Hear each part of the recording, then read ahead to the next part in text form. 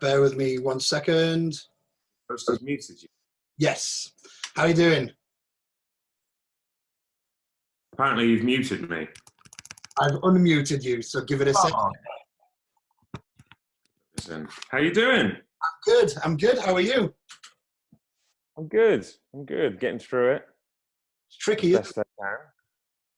Oh man, it's a weird situation. Who would have thought when we were filming that this was the world that we would be in now? Yeah, but it's just bizarre, absolutely bizarre. If I haven't said it already, I genuinely am very grateful for you taking time out to do this. No, cheers, man. Any time. Seriously, I think it's a great thing to do. Yeah, this is our first. This is our first one. So we'll get through the technical difficulties together. Just 1 second, Tom. This is just taking a little bit longer than I'd anticipated. It's all right. Yeah. I'm going to kickstart this off, Tom. And I'm going to kickstart it off with the obvious, which is I was really honoured and very lucky to have had the pleasure of working with you earlier this year. And even though it was only a little scene, it was me dusting off some cobwebs and getting back into it. And so one of my questions that I wanted to ask, I've been doing this for a long time as well. I've never quite had my break as an actor as such. There's nothing really out there that someone could say, oh yeah, you're the guy from X, Y, and Z. But I have done quite a bit of television. I've done loads of short films, a couple of feature films, but again, just like the odd scene here and there. And one of the things that I always find really interesting when working with new actors is just gauging. It's gauging that, I knew on the day when I met you that you've already been filming for several days before we've met. I also know that you've got way more to worry about than I do because you've got more lines to learn and more character development to do. And I think with you working with some really great actors in your career path so far, how do you gauge how you not just behave, but how you approach another actor say there's normally everyone's all been working together for a week. They've all got the banter. They all know each other. They've all got that jargon and that flow going. And as a newcomer, just a day player, if you like, have you ever experienced that as a problem, or have you found a trick that you go, actually, this is how I would approach that?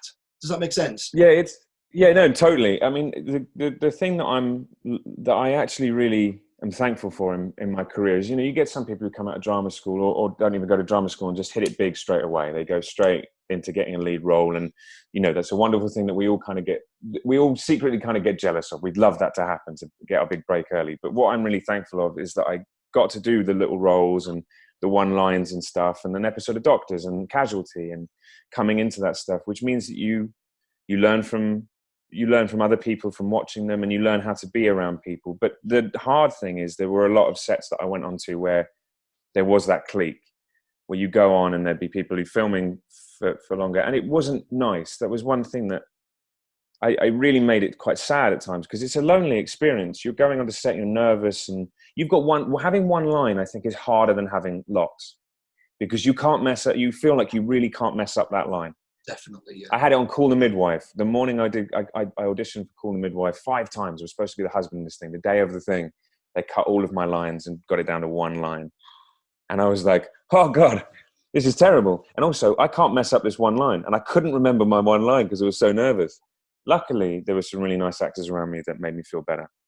And it's one thing that when I started getting bigger roles and becoming like a lead in something, is I made sure that everyone who comes on for one line or they're an extra feels really comfortable, because I knew how uncomfortable it was. But you won't always get that. No. And the tricks that I did is, I always think is get along with the crew. and like make friends with people and the people in hair and makeup or the grips and stuff like that. If the actors are being cliquey, you'll get that. You'll get actors who are arrogant and don't care about you, and you must not let that get to you. And you come in, do your job, but have fun and make friends when you can. There's always friendly people on set, and just navigating that, and then making sure that you're never like that when you get a chance to look after someone. I think for me, one of the things that I've tried to, well, I hope I have. My students are here now as testimony to that. But I try and make sure that everybody always feels included.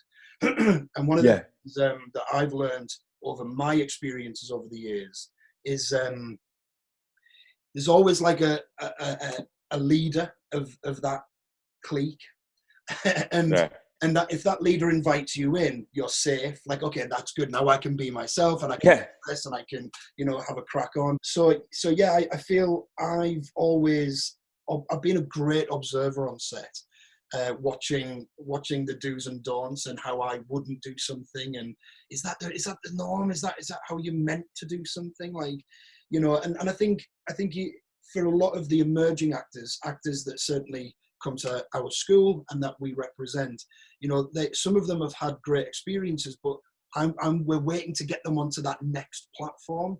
And I just want them to know that it's not just them that have had that experience where they go, oh my God, nobody spoke to me. Like, I was there for 12 hours and 3 people spoke to me. Oh, that's the norm of, like, you spend most of your time in the trailer. You'll have people who just treat you just go with it. It's part of the job, and you find the love and the joy in the little bits of getting to make your character your thing, and you just recalibrate what you love in it. And doing a show like I do this show Grantchester, and we're really famous for having like a really good set a family that people want to get on board with.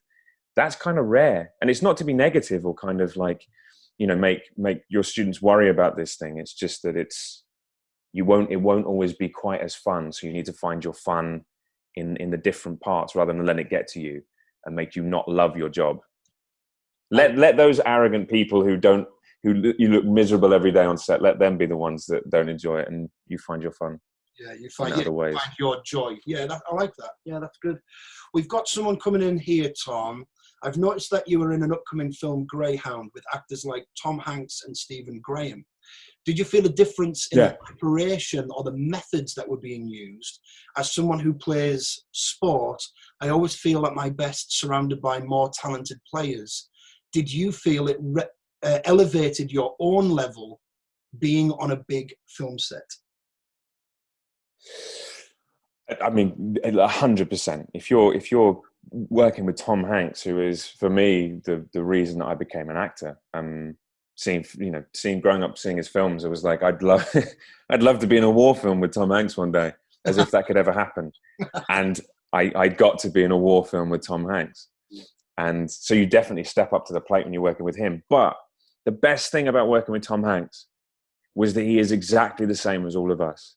He is just as insecure. He forgets his lines. He'll get angry at himself. He's the most professional guy I've ever seen, but he's exactly the same as every nervous young actor. And that was the most refreshing thing to see, is that a guy who's won 2 Oscars, been nominated all this time, doesn't rest on his laurels. He still tries really hard to do a good job and still worries that he's, not good enough.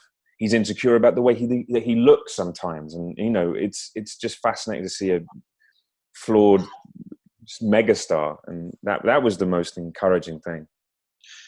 Yeah, just to ride on the back of that, Tom, I remember fluffing my lines when we worked together back in, was it February, March, I think? February? Back before the event, back in the old days. Yeah, back in the old days, when everything was... I remember fluffing my lines, and that, I mean, I'm not trying to pass blame here, like it's totally my fault. I should have been way more on it.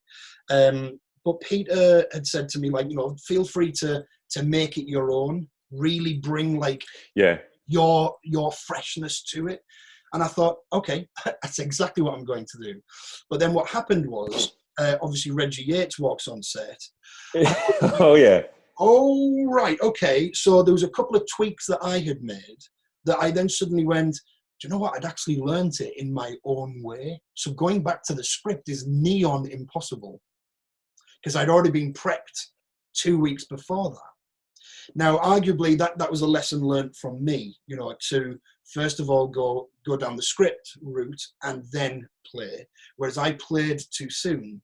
And then having to go back, I was immediately on the back foot. And I just remember that moment of like doom, you know, like, holy moly, this is not going to go well at all. Because I was It's like... the same as like when... No, carry on. No, just I was just like, I don't even know whether I can do the script because I haven't got that script in my head. So then I was like learning lines in the moment, going, what was that line again? Thinking, I'm never going to get this. We're going to be here. And time was ticking. And it was like, guys, we've got like 20 minutes left. We've still got another 2 sets. You were under... What you had to go through was really tough. And like, man, you smashed it. Like it was that... Because we were shooting... For everyone here, we were shooting this thing on BBC called... it was called Killed by My Fame, but then they changed the name to Make Me Famous. And it's and Daniel's in it and he plays my boss. And it's a scene where I'm going to see him. So it was a scene where I'm begging for my job back. And we were down to the wire. Like we were running out of time. And this was it's a BBC thing, but BBC have low budgets. So we were shooting an hour and a bit film in 8 or 9 days, which is pretty quick. Normally it would take like at least a couple of weeks, like at least two and a bit weeks. So it was quick. So that day, especially because Reggie Yates is writing and producing it. So you had the writer and producer there on your only day. There was a lot of pressure you're under, and you did handle it. We came in at a time, and I've seen the scene. It looks great, but it's a really, I'm someone who sometimes plays a bit fast and loose with the script, and I think, we auditions are the ones where like we probably all had that time when you've got an audition or you've got a script, and there's like one line that you just can't learn properly, and you'll get in your head about that one line or one word that you just can't nail, and then that becomes the problem where you're focusing more on this thing and then it spirals from there. It's what you had to do was really tough, because again it's that thing of like you put that pressure on yourself because you're coming in and playing, doing this one day, you can't mess it up, and working under pressure is tough. How kind you were to me, because in that moment I was very angry. It was incredibly frustrated with myself. And I remember you just being like, don't worry, man, we've got this, like, you're cool, like, it's fine. And just having the player that you're working with be totally understandable was like, okay, right, we have got this. And, you know, if I do mess it up, maybe we can somehow work around it. So thank you for that. I was really... No, cheers, man. But like, because I've been there. And, you know, again, you totally might get an actor who will be like getting angry and be like, God, this guy. And, you know, like you get that. I've worked with people like that. And again, you just have to tune it out. But it's, I think you always support each other through that. And if someone drops their line, pick it up, you know, even if they cut or even if they you know, you never know what they're going to use as well. I'm not actually sure, because I can't remember on the day whether they've used one of the lines that you said differently, because you never know what they're going to use. So if you forget the lines, just make it up and keep going until the director says cut. You never know what's going to come out of it. Mistakes are sometimes the best thing on film, because, you know, everything's going perfectly and something happens, and then in that moment you can do something new. Bit of magic. Got a good question here. I've seen these questions. What are you doing every day to keep yourself fresh as an actor? I think that's a really good question. That is a really good question. I don't know. I realize that I have this thing, which I do even when we're not going through a lockdown pandemic thing, is I talk to myself a lot because I live alone. Is I end up trying to I walk around the house just in accent, like talking in different accents and saying stupid things. I can see some people nodding, so I'm sure you do the same. And you think you're really good in accent. You know when you kind of whisper an accent, like a Scottish one, and it sounds really good, and then you'll try and say it in front of your friend, and it's just terrible. But those are the kind of things I do. Of like, I reading stuff and trying to talk out loud. Yeah. You worked with Vanessa Redgrave, Julie Walters, Lenny Henry, Stephen Graham. What have you learned the most from? Tom Hanks, like I said, I think that was the time where I just saw, I just seeing his vulnerabilities and that striving to still work. I've also seen actors who just don't care as much and they sort of phone it in, and seeing someone who's at the top of their game still be like that was the most inspirational. But they've all been, and you know, Robson Green's the best at teaching me. Both Tom Hanks and Robson Green are two people who've just taught me how nice and down to earth you can be on set and in interviews and stuff like that. That, you know, this kind of stereotype of a diva kind of actor doesn't fly. Like, it doesn't work. And there's some young actors who come in kind of thinking that they've got to be the next Joaquin Phoenix or something. No, like, be as nice as possible, because there's 100 different people working on that set who work longer hours and harder than we do, and don't get the credit or the money or the fame. And just treat it. Robson definitely taught me to treat everyone really well. Oh, so he was someone I learned from a lot. It's really good to hear. I mean, I remember watching Robson Green in Soldier when I was growing up, and I just adored him. I just loved him, and it's so nice to hear you say that, because I've met him once, but it was like a long time ago, and it's not really like a moment we had. So it's really good to hear that. It's really good that you have that. Yeah. When dealing with success, do you feel an internal pressure to stay grounded, not to lose those parts of yourself that contributed to your initial success? You cut out on the last bit. Is this someone sent this in? I think it's been. You say, how do I stay grounded? Yeah, like, do you feel an internal pressure to stay grounded and not to lose those parts of yourself that contributed to your initial success? Yeah, definitely. Like, you know, I'm not massively famous or anything like that. I just, having Grantchester was the first time that I, you know, had newspapers kind of, you know, we had paparazzi on set, and there was pressure because I was taking over a role from James Norton. So it was the first time that I'd had that sort of outside pressure.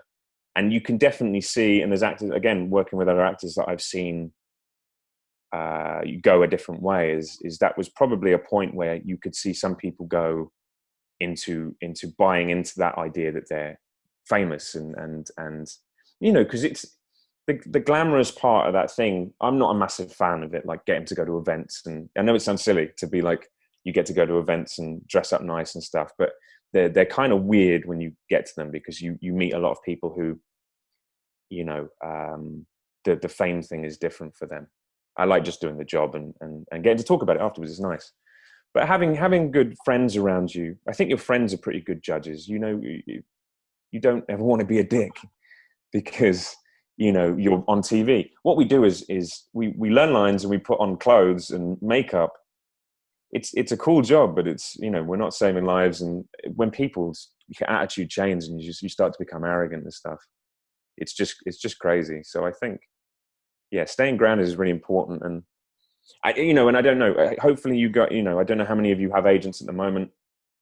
And, you know, one day when you get the American agents on, you know, that's the thing that a lot of actors do now, because the transatlantic market's big and shows film in both places. That was a time where I'd have managers or agents or your team trying to change you.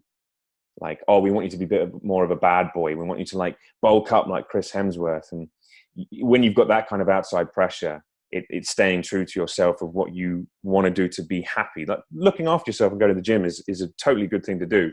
But trying to change your image to be, you know, huge and bulky or really skinny and thin, and doing that kind of stuff, or trying to change who you are. Yeah, be careful around those kind of outside influences. Yeah, definitely. Because it will happen. Do you have a favorite character that you have played, and why that character? You know, the two, I really liked playing Billy in the BBC thing we did. I think probably over, you know, I've been an actor for about like eight years, I think now, professionally, and there's probably been like two characters in my whole career that I've really clicked with. And it doesn't mean I haven't with the other ones, but when the Grantchester script came through, and Daisy, the writer, had given like a 3-page character biography, and when you audition, you normally get like a couple of lines or a word, tall and brown hair, and I go, okay, I can do that, but you don't get much else, and you have to kind of. But she'd written this character, and it was the first time I was like, man, I have to play this. Like, I've never clicked with something so much. Like, I never thought I'd play a vicar. I'm not a religious person. I never thought that playing a vicar would be a dream of mine. But this guy was like, he was conflicted, and he had this anger issue. And I was quite an angry teenager. And I was like, I can put parts of myself into this and play a character that, he's emotional. He's a guy in the 50s when men couldn't be that emotional, but he wasn't afraid to cry. They didn't write in the script that he cried. I probably cried because it was, it's fun to cry. But it was like playing that guy who had like that kind of conflict and getting to do, I get to do every single emotion in Grantchester. It's an actor's playground. So that's probably my favorite character that I get to play. And now that the series are going on, what's good is that they've written the character around like how I've taken it. So, and now I get to kind of have my own imprint on where the story goes, which is great. It's a really fun job, and it's great. It's just a brilliant job. Yeah, that's really cool. Because now they've modelled the character on what you're already giving. So yeah, that's good. Yeah, which is cool. Yeah. These are really great questions, by the way, guys. Well done. It's really nice. These are great. Hi, Tom. Hope all is okay. This is from Paul Redman. Hi, Tom. Hope all is okay. How did you cope once you started having to do interviews, facing the media, not being in character, having to be yourself? Do you feel anxious or self-conscious in any way? That's a good question. Yeah, I've always felt quite comfortable talking to groups, and if you're talking about a project like I did interviews before Grantchester for a couple of other shows that I did, but if you're talking about something that you like talking about, like I haven't. And I know it will happen one day, as I'll be involved in a film or a TV show that I don't really like as much. And you have to sit there and be like, yeah, it was so fun working on this job. That's part of your job. You've got to kind of sell it a little bit. But I've always kind of been happy talking about that. The most uncomfortable things that I find are photo shoots. I don't particularly like having my photo taken, and not being in character in a costume. I find it easier if I'm in a vicar's costume or I'm in the costume of my character to take photos, rather than myself and having to look all, when they get all the high fashion clothes out and I have to sit there and pretend that I'm fashionable. That's the hardest, because that's so out of character. But interviews are quite nice. Print interviews are tough. Print interviews are tough because there's so often that they'll write your words differently to how you've said it. So they can take your stuff out of context and make what you've said sound completely differently. So you have to be a lot more eloquent with phone interviews that they're going to write down, so that they can't mess around with your words too much. I liked trying to make people laugh, and I didn't want a normal job. And then also, my mum was my primary school drama teacher, which probably should have put me off the idea, because who wants their mum to be their drama teacher? I'm going to call her Mrs. Brittany. It's very embarrassing. But my mum's really creative, and luckily my parents are really supportive. I know that's something that not every person who wants to be an actor gets. It's like, get a real job. But my parents I was really lucky with that. And so, yeah, my mum was the one that encouraged me to just take it out of just performing to like get girls or make people laugh, into taking it seriously as a job. So she helped me apply to drama school and take it into a proper career. That you really have to get good at just learning like 10 pages the night before. You've done your script work before. That's what I always try and do, is you do your script work before, roughly, so you know the outline of every scene and the story, but that you're really embedding the lines a few days before and then the night before. So then get picked up about 4 or 5 in the morning, go and sit in your trailer, have breakfast, and just go over the lines, get changed, and get in a good headspace to, if you have a warm-up, doing a warm-up or something. But and then just getting onto set. And TV works pretty quick, so you only get a chance to rehearse, if you get a chance to rehearse once or twice for camera blocking, and then you're into it. but that's it. And then that would be all day, every day for like 15 weeks. We're going to film 20 weeks this time, which is longer. Just, yeah, it's exhausting as well. And weekends are important, and just looking after yourself and feeling good in your little, having your own space sometimes as well. I don't know about you. You get that thing where before auditions, you can know your lines back to front. You can feel really calm, but then suddenly your body will start sweating profusely, and your face will go red, and your mouth gets dry. Everything goes out the window. It's so strange that even, the one thing, as I'll tell you, even after doing this, and even after, doing some nice jobs that make you feel confident, that I don't think that really ever goes away, the nerves. But it's good. Nerves are good. Because, once you sort of acknowledge that they're there, is you can use them to your advantage. And so, sometimes when I'm nervous, it makes me really concentrated, and, it's just not letting them get to you too much. And I think the tips I have for that is just know your material back to front, like know it so well that you're not worried about the lines going. And again, like I said to you earlier about if a line goes, make it up. Don't worry too much. If you know the sense of the script, making up a line is not going to lose you the job. They want to see a good actor, and they know that nerves get to you. And I think Bryan Cranston's advice was the best one that changed my mind, about not thinking about what the casting director wants to see, not doing it for them, but doing it for yourself, that you have a chance to act, to show your interpretation of the character. That always makes me, if I tell myself that before an audition, it makes me feel so much better. That this is just my time to do my little bit of acting. If it doesn't work out, it doesn't work out, but it's not trying to fit an idea that you have no clue about. Yeah, I'll be honest, I had no idea that Bryan Cranston had said that, because one of the things that I say to my students is, look at an audition as the job, and you're going to do your job there and then hopefully later they'll ask you to come back and then they'll pay you. Don't look at it as an audition. Yeah, don't look at it as an audition. It's just a chance to act. Yeah. No, that's good. That's good advice. That's cool. That's good. We're on the same page, me and Brian. Yeah, great minds think alike. Honestly, I hated drama school. I did not get along with drama school, but that was partly my fault. I was a little bit of a rebel without cause student when I, with school. Not terrible, but drama school was tough because you had like 18 people in our year, in our class, and I went to Central in North London, and it was a lot of egos clashing. You're all probably the best actors in your class, or been told you are. You've got into this prestigious drama school. It's all 18 actors with big personalities getting in a room. That's tough. And drama school for me was just, and I think they've changed it a bit now, but it was just, I always wanted to be a film and TV actor, and they really didn't like the idea of screen acting that much. And it was a tough kind of format, I think. And I just didn't gel with it. But in hindsight, it's one of those things that I wish I'd taken more seriously. But saying that, I can't really regret anything. It's worked out okay. And and now, years later, I've finally picked up the little bits from the processes that they taught us to make my own process.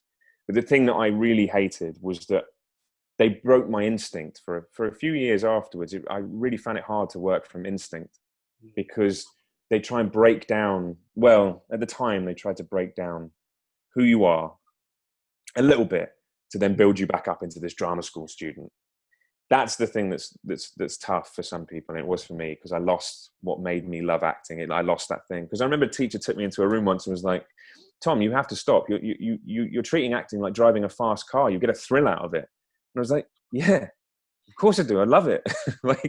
It's like rock and roll kind of. It's the closest to being like a rock star kind of thing, of getting to go on stage and getting to act. And they wanted us to take it. Yeah, it was just a tough process, but hey, maybe that was my journey.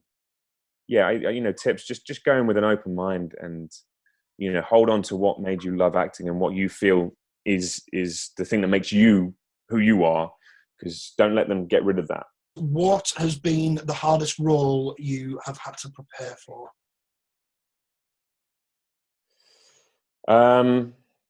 This actually ties in, because I saw a question earlier which was about learning new skills. So it kind of ties into that, because Grantchester was probably one of the hardest ones, because they chucked a load of skills at me. And that first series I had to learn to ride a motorbike. I had to learn to box. I had to learn sign language, and I had to learn to be a vicar, and I had to learn to work with Robson Green. So all those skills. But learning to ride a motorbike as someone like, I never thought in my life I'd get on one, because I was always a little bit afraid of getting on the back of a motorbike. They gave me 3 days to learn from never having ridden a bike before to doing my test. And in those 3 days, I fell off the bike 3 times. Now, I'm sure maybe some of you ride a motorbike. I clearly wasn't very good. All right, I just fell off, like doing a U-turn or something like that. I just fall on the floor, and I was like, I'm going to die, but I have to do this because it's my biggest role in my life. But I failed. I failed the first time, so I just had to sit on a low loader and pretend I was riding it. But I passed third time. So in the last series we did, that was all me, and I insisted on doing all my own riding, because after 3 tests, I'm not having a bloody stunt man. I'm doing it myself. Yeah. But yeah, that was the hardest thing to like, and also, you know, like I said, the pressure was the thing of like not letting that get to me, of going, I need to, you know, James Norton's a loved actor. A lot of people like James Norton, and a lot of people were not happy about him leaving. So that was the hardest thing to overcome. And yeah, but it's great, isn't it? Great as an actor sometimes to like, you know, I just did a job where I'm in the desert firing a gun, and it's like, it's great that as actors we get to do these things that you'd never in a normal job get to do, picking up new skills and getting paid to do it. It's great. You know, I think it's, yeah, I lived in Devon, and like there wasn't a huge acting scene down there. There wasn't, I don't know what it's like now.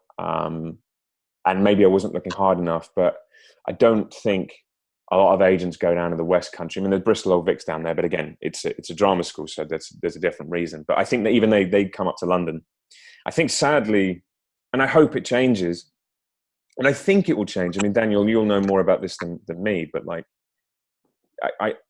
it is a very London-centric, you know, country. But then the BBC moving to Manchester's changed a lot of things, and then, you know, there's a lot of stuff that casts out of Liverpool, and I think the North is because people really want that genuine actor who, you know, actually I think being like a Southern actor at the moment is like, you know, I need to get better at my accents and stuff like that, because it's a lot of the stuff I think they're really looking at that sort of grittier, untrained actors and stuff like that, rather than someone who's come from a RADA kind of thing. Benedict Cumberbatch and Tom Hiddleston have ruined it for us.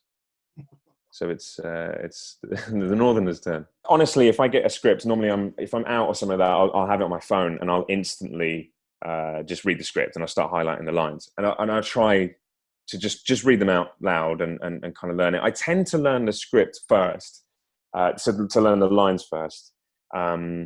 But read the script. If they've sent you a whole script, or they've sent you an episode script, do that, because there's been so many times where I've learnt the lines, and then I've sort of read the script afterward. This is, you know, a few years ago when I learned from my mistakes, is then you read the script, maybe after the audition, and, you know, you've already gone in and you maybe haven't had time, or you just have been lazy. And then you'll read the script, and there'll be a little bit of information in there that would have been so useful to know before. So, yeah. It depends on how much time you've got as well, because there's so many times it would be like 6 p.m. and you'll have 12 pages to learn for the next day. The biggest thing is learning those lines. I try not to do too much like work on the script, especially for a first round, because I think you don't want to get too locked in to an idea of something, because you want to be able to be loose with it, but have your imprint, use your instinct to see what this feels like and any information they've given you, but be loose with it enough, because there's times where you'll go in the room and they'll go, okay, your character's evil, or something completely different from what you had. Grantchester, I thought I was auditioning for a villain. And it was only when I got there that the director went, of course, well, you're taking over from James Norton as the new vicar. And so I had to quickly chuck everything I had that I was like, oh, I'm sure he's done the murder. Yeah, no, I got it completely wrong. And so I had to quickly like chuck that one out the window and change it. And so, yeah, it's finding a fine balance between making it your thing, but not getting too tied in and working too hard on it that you've solidified it in some way. I think I've learned something from the experience, not just talking to Tom, which Tom has been massively invaluable to hear your answers to those great questions, but technically as well I've learned. So Tom, I have a final question. In your experience, what's your best bit of advice for emerging talent? The thing that I've been guilty of is just sitting by the phone waiting for it to ring, or putting all of your hope onto this thing, which is completely out of your control a lot of the time. But the things that you can control are like, like someone asked earlier about keeping your acting muscles going, trying to do little stuff, even if it's just messing about, making sketches with a friend, or just making little short films just for yourself, or as a show reel, trying to keep that creative stuff going, so that, because acting is one of those jobs that, like, if you're a painter, you can paint all the time, and you may not be selling your paintings like you want, but you can always pick it up and do it. Acting's tougher because you're often just waiting for someone to take a chance to pay you to do your job, and you can't necessarily just do it on your own. But there's ways of just staying creative and keeping your mental health. That's the toughest thing. The hardest part about acting for me is not the job itself, it's the bits in between, and telling yourself when you're rejected 100 times that it's going to work out. And it's this weird sort of self-delusion, but it's hope and faith, and knowing that no doesn't mean that you should stop, and it just means you weren't right for that role, and accepting it and moving on, and making sure that you go into that room and enjoy it. And I think it's just keeping yourself happy and keeping your love for the job, and finding different ways to love it when you can't always do it in the way that you want, but it will happen. I had a year out of work before I got Grantchester, and during that year I didn't get a job, and I had to tell myself that I would. And then suddenly one day I get a call from a show, I go back to that, and then boom, a couple of other jobs. But I had to tell myself it was going to work out, and it did. So that's now made me know that there are ebbs and flows, and it's just going with it.